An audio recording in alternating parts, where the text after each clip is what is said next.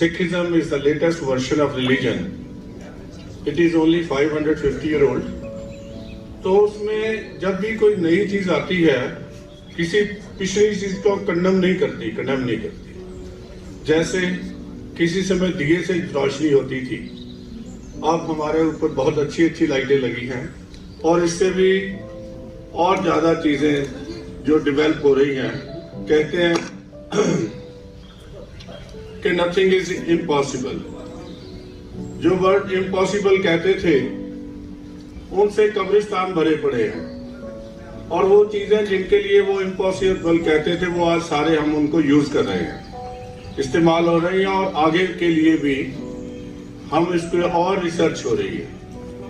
सो गुरबाणी एक पूर्ण इंसान के बनने में कैसा हो अच्छा इंसान, और इंसान ही बने। Man should be a human only. कोई भी उसमें कुछ भी ऐसा नहीं है कि उसको he should be एनलाइटेड from inside and he should do service of the society. ये गुरु नानक का कॉन्सेप्ट था। लेकिन जैसा भी है हमारे सामने समाज में आज तक चलता है कि हम जात पात के आधार पे बटे हुए हैं। लेकिन गुरु नानक साहब ने 1469 में जब वो आए संसार में, तो उन्होंने एक बात कही कि जानो जोत न पूछो जाति, आगे जात न है। हम किसी जात का टैग लेकर नहीं आते, हमें केवल अंदर की जोत ही देखनी चाहिए। और जब जोत इंसान में, वो सभी ब्रह्म की है, भगवान की है, किसी की अलग अलग जोत नहीं है। और हम हैं कैसे, हमारा बाप कौन है? एक पिता एक किसके हम बारिक। एक ही भगवान हमारा पिता है, वो ना पैदा होता है ना मरता है, शरीर में आता ही नहीं है। तो उस भगवान के हम सभी बच्चे हैं। तो उसी का जो राह है, तो हम सबको समाज को, जब मैंने पुस्तक शुरू की तो गुरबाणी का एक शब्द है, काम क्रोध काया को गाला है, जो कंचन सुहागा टाले। जैसे सोने को सुहागा जो है वो पिघला देता है, ऐसे काम और क्रोध शरीर को भी नाश करता है।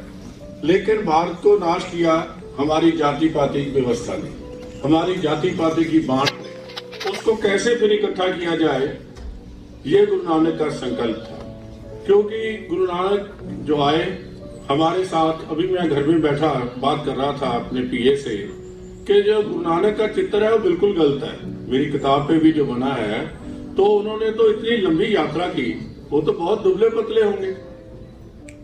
इतने आदमी इतने 1000 किलो मील चल के तो मोटा तो हो नहीं सकता। लेकिन ये जो आर्टिस्ट है उसने अपने ढंग से बना दिया कि बाबा सुंदर लगना चाहिए। तो गुरु नानक का जो कंसेप्ट है वो था कि कंप्लीट इंसान कैसे बनाया जाए। उसमें सबसे बड़ी समस्या कहाँ है? हमारा समाज से नीचे करके जीना शुरू कर दिया था। तो गुरु नानक का आदेश था कि जे जीवै पत लथी जाए, सब हराम जेता किश खाए।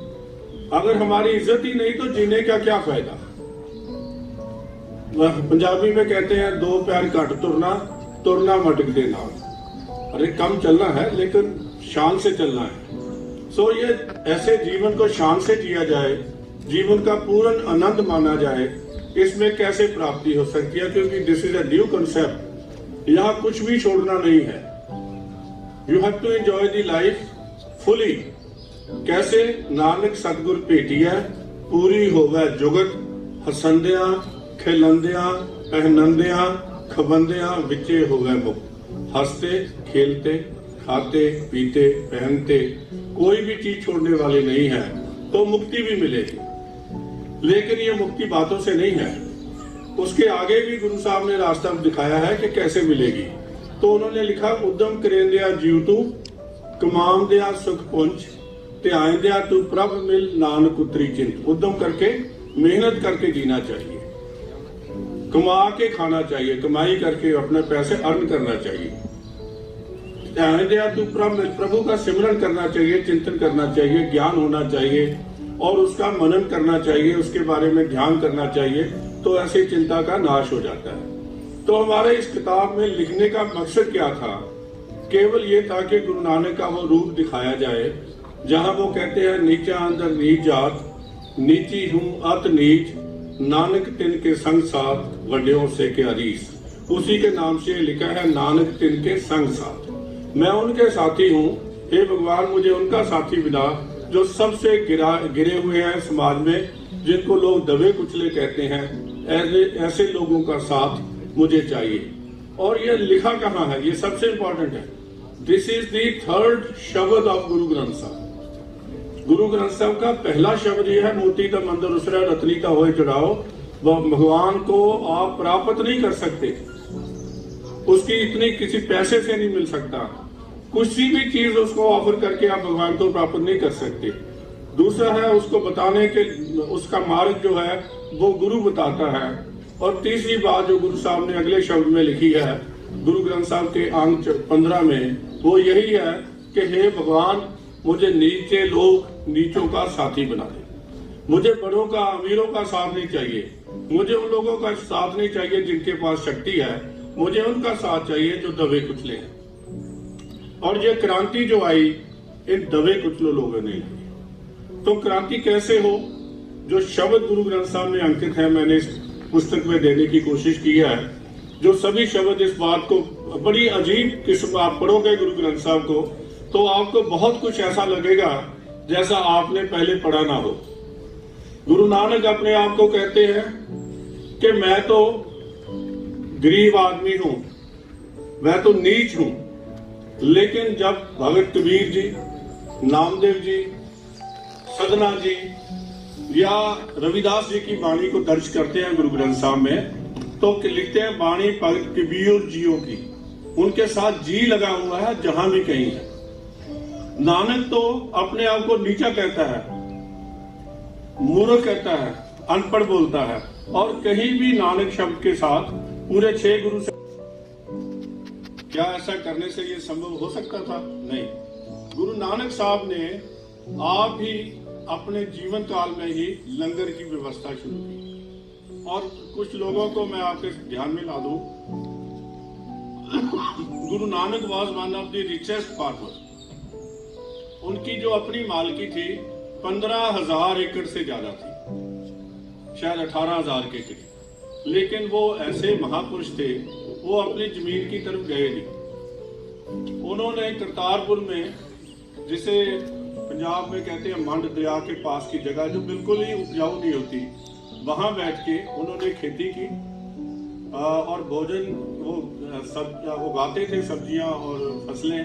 वहां से उन्होंने लंगर शुरू किया। और लंगर में उस समय हमारे देश में इकट्ठे बैठ के खाने की बात नहीं थी, लेकिन ये लंगर व्यवस्था इसीलिए बनाई गई कि सभी लोग मिल बैठ के खाना खाएं, जहां अमीर भी हो, गरीब भी हो, उच्च जाति का भी हो, निम्न जाति का भी हो, लेकिन वो सभी मिलके बैठ के खाएं। ये लंगर वाज द कि sharing of food was the first thing Guru Nanak created. फिर उसके बाद पानी में हम अभी तक देखते थे कि पानी को अलग अलग जगह है। वो अमृत सरोवर बना के गुरु साहब जहां जहां भी गए, उन्होंने पहले ये कहा कि पहले स्नान करो, फिर उसके बाद भोजन करो, उसके बाद मेरे पास आओ, तब आपको ज्ञान की प्राप्ति होगी। सो जल की जो है हमारी एक दूसरे से मिलाप, वो भी हरमंदिर साहब में जहां है। फिर एक ही धर्म स्थान बनाया गया जिसमें कोई भी व्यक्ति आके किसी भी जाति का वहां बैठ सकता है, भजन कर सकता है, कीर्तन सुन सकता है।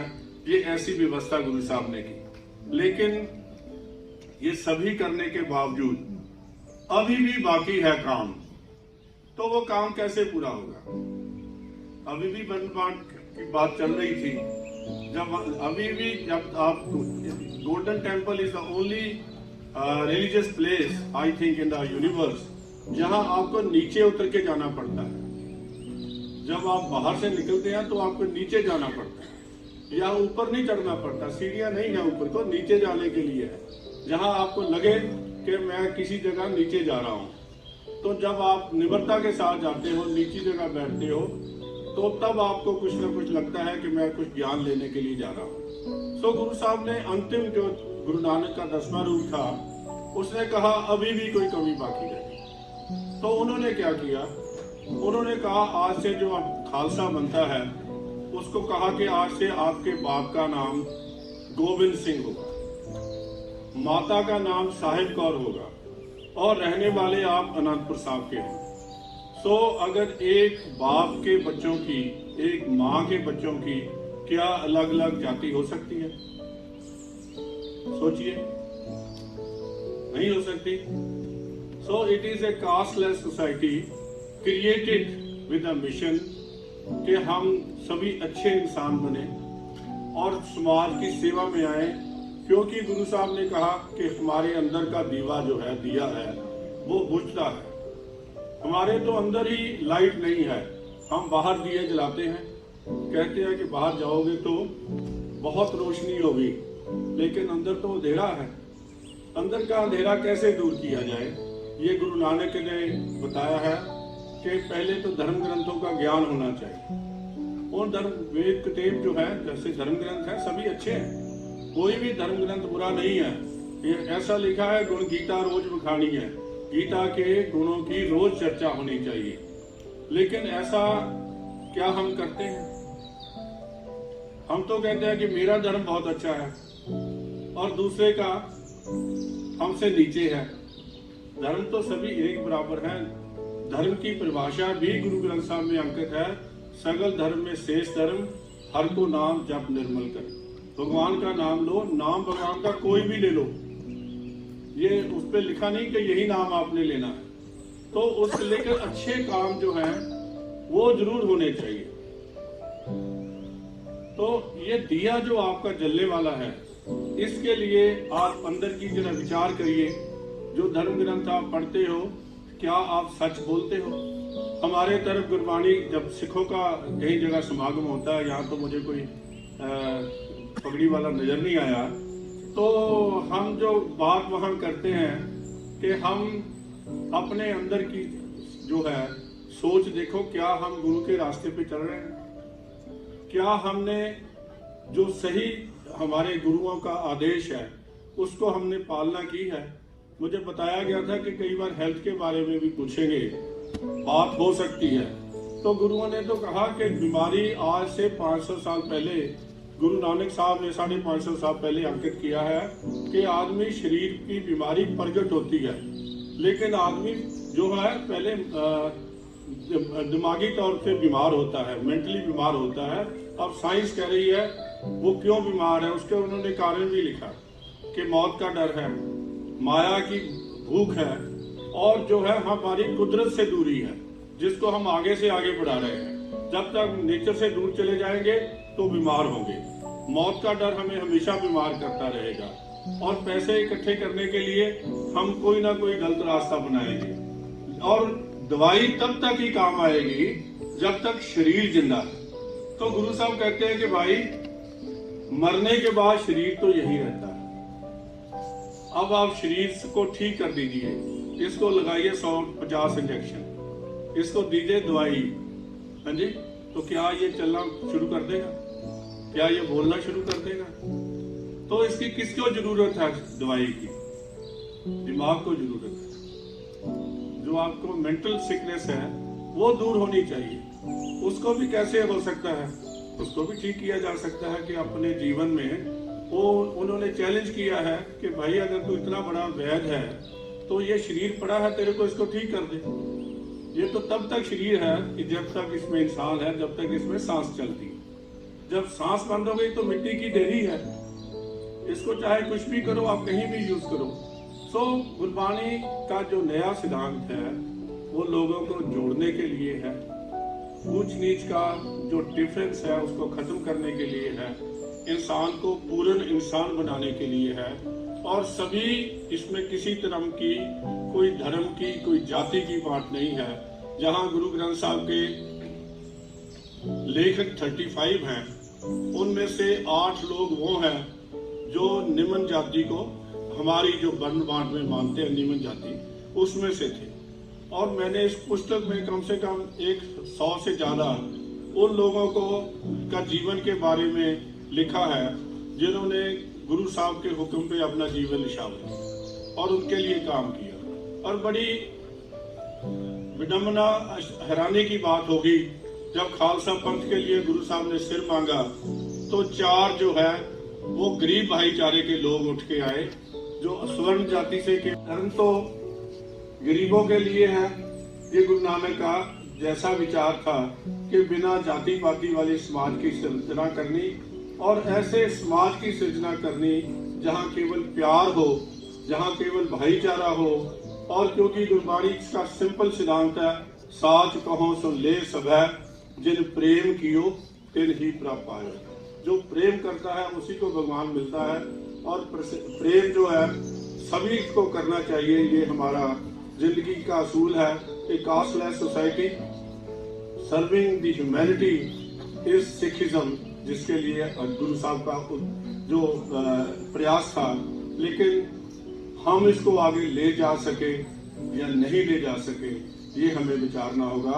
आपका बहुत बहुत धन्यवाद। वाहिगुरु जी का खालसा, वाहिगुरु। बहुत अच्छा आपको बताया।